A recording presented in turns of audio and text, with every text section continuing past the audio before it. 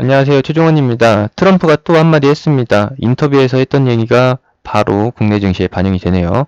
시작 전에 하단에 있는 구독과 다운 버튼 눌러주시고 24일 시간내에서 미중 갈등 관련주가 움직인 내용 같이 한번 보도록 합시다. 그럼 시작합니다. 중국과 경제를 분리할 수도 있다 라는 내용이 어디서 나왔느냐? 요겁니다.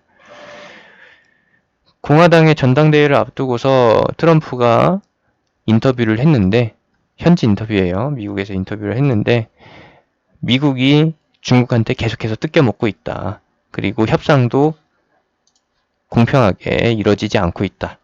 그래서 패널이 어떻게 물어봤느냐? 중국과 분리하겠느냐? 라고 하는 질문에 협상에서 조건을 제대로 걸지 않는다라고 하면은 중국과의 분리도 불사하겠다. 직접적으로 언급한 건 아니고 질문에 대해서 긍정적으로, 질문에 대해서 수긍을 했습니다. 이것이 이제 뉴스 기사로는 자극적으로 나오게 됐네요. 이렇게 나왔고요.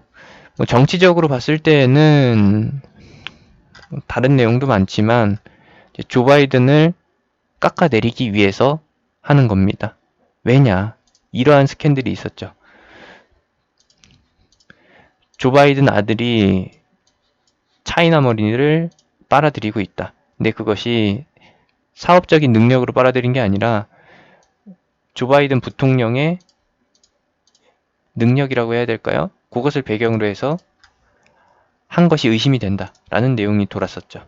2013년에 아들인 헌터 바이든이 아버지 조 바이든을 따라서 방중을 했는데 이때 BHR 파트너스가 설립이 했다. 그리고 헌터 바이든은 이사로 있었다라는 거. 그리고 관련된 내용 여기에 이렇게 살짝 따라오긴 하는데요. 이러한 스캔들이 있었다라는 거. 팩트 체크는 사실 어렵습니다. 트럼프도 여기에 대해서 직접적으로 언급하지 않고 계속해서 바이든이 당선이 된다라고 하면은 미국이 중국한테 넘어갈 가능성이 있다. 꼭두가 시시가 된다라고 강요를 하는 것이죠. 워낙에 미국인들이 중국인들 싫어하는 것은 사실이긴 하지만 요목조목 따져보기에는 인종차별적인 발언이 섞일 것 같아서 넘어가도록 하고요. 계속해서 이러한 부분들을 강조를 하면서 자극을 하고 있습니다. 관계를 따져보게 되면은 요거죠.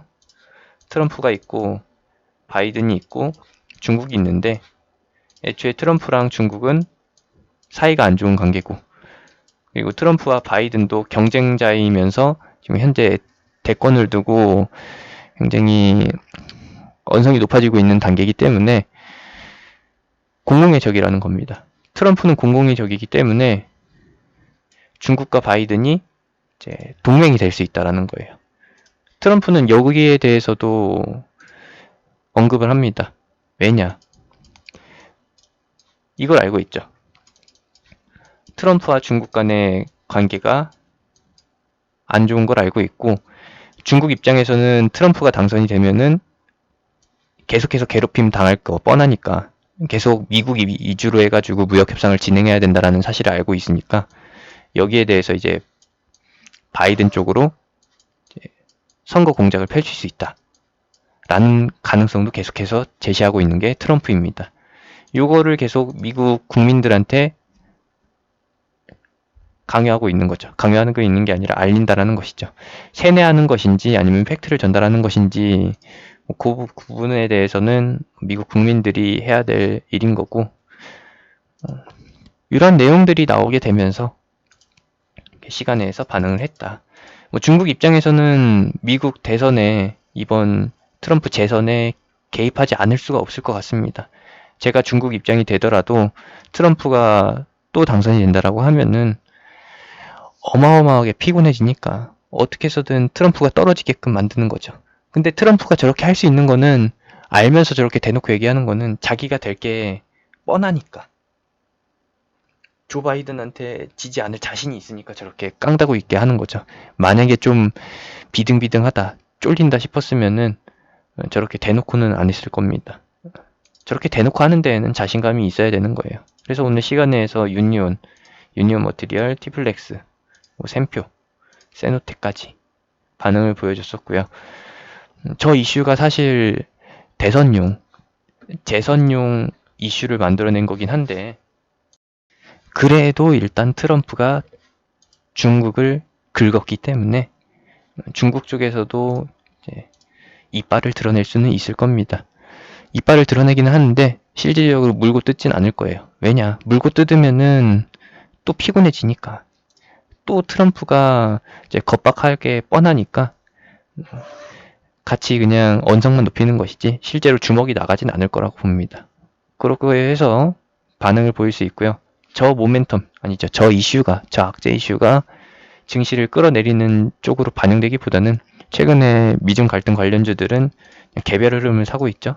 개별 흐름을 산다라고 하면은 2019년까지는 시장을 끌어내리는 악재 이슈였는데 지금은 그냥 테마주만 움직이게 하는 이슈이기 때문에 이 관련주들 내일 갭상승 출발해가지고 음봉으로 마감될 가능성이 있다라고 봅니다. 왜냐? 저기서 더 확장되진 않으니까요. 그래서 오늘 하락갭 나왔었던 거, 하락 부분을 만회해주는 쪽으로 해서 갈 가능성이 높고, 최근에 하락 나온 게, 이틀간 하락 나온 게, 첫 번째로는 코로나 영향이고, 그리고 오늘 하락한 것은, 오늘 변동성 나온 것은, 이제 미국과 중국 쪽에서 이제 고위급 회담을 다시 한번 진행하겠다, 재추진하겠다, 일정을 다시 한번 잡아보겠다라는 내용 때문에 미국과 중국 간의 관계가 좀 개선될 수 있다라는 기대감에서 미중 갈등 관련주가 하락이 나왔는데 그 부분이 다시 한번 되살아날 겁니다. 미중 간의 갈등이 죽을 뻔했었는데 축소될 뻔했었는데 그 악재가 다시 한번 살아나게 되는 그 과정, 이렇게만 이해를 해주시면 되겠습니다. 관련주들은 연속성 있는 흐름을 보이기보다는 내일 시장이 조금 더 분위기 개선이 진행될 거기 때문에 반등이 나타날 수 있기 때문에 이쪽 이슈들도 초반에 반짝했다가 갭상승 출발했다가 좀 소강 상태를 보일 수 있다는 거 보시면 되겠고, 시장이 또 변동성을 보이거나 흔들릴 가능성이 생긴다라고 하면은 뭐 최근에 방산주가 뜬금없이 움직였었던 것처럼 시장 해지로 시장이 하락할 때 시장 하락에 따라가지 않고 반대로 움직였었던 것처럼 얘네도 가능성이 있습니다. 왜냐? 미국 대선이 얼마 안 남았기 때문에 11월 3일까지 이제 70여일 좀 더 남았는데 계속해서 가면 갈수록 민감하게 반응하시는 것이고요. 뭐 이슈가 있다라고 하면은 바이든이 지지율 면에서 앞서가고 있다라는 거. 그렇지만 결과는 사전 지지율 조사 그리고 득표율에 따라가는 게 아니라 지역구 때문에 이제 갈릴 수 있죠. 결과가 그렇게 바뀐다라는 거 체크해 주시면 되겠고, 뭐 지금 나오고 있는 지지율 조사 내용이나 그런 것들은 단발성으로 해서 반영이 되는 것이고, 조 바이든 쪽으로 해서 지지율이 우세하고 있다라는 내용이 나오게 되면은 조 바이든 관련주로 알려져 있는 뭐 한성기업이나 아니면은 조 바이든 정책 관련주, 친환경 쪽 그쪽이 움직이게 되는 것이고, 트럼프 쪽으로 기세가 몰린다라고 하면은 미중 갈등이 다시 한번 점화되면서 미중 갈등 관련주들이 반응을 보일 수 있다라는 쪽으로 보시면 되겠습니다. 조 바이든 이슈 발생되면은 한성기업으로 바로 즉각 반응, 그리고 친환경 쪽으로 해서 친환경 정책 관련주들은 좀 간접적, 트럼프 쪽으로 이슈가 쏠린다라고 하면은 직접적으로 움직이는 종목은 없고 직접적으로 움직이는 테마 대신에 간접적으로 움직이는 테마, 미중 갈등 테마가 움직일 가능성이 있다라는 거 확인해 주시면 되겠습니다. 이번 이슈 100% 미중 갈등 관련으로 해서 흐름이 연결되지 않습니다. 확인해 주시고요. 제가 운영하는 카톡방은 하단에 있는 링크, 댓글에 있는 링크, 영상 끝나고 나오는 아이콘 타고서 들어오실 수 있습니다.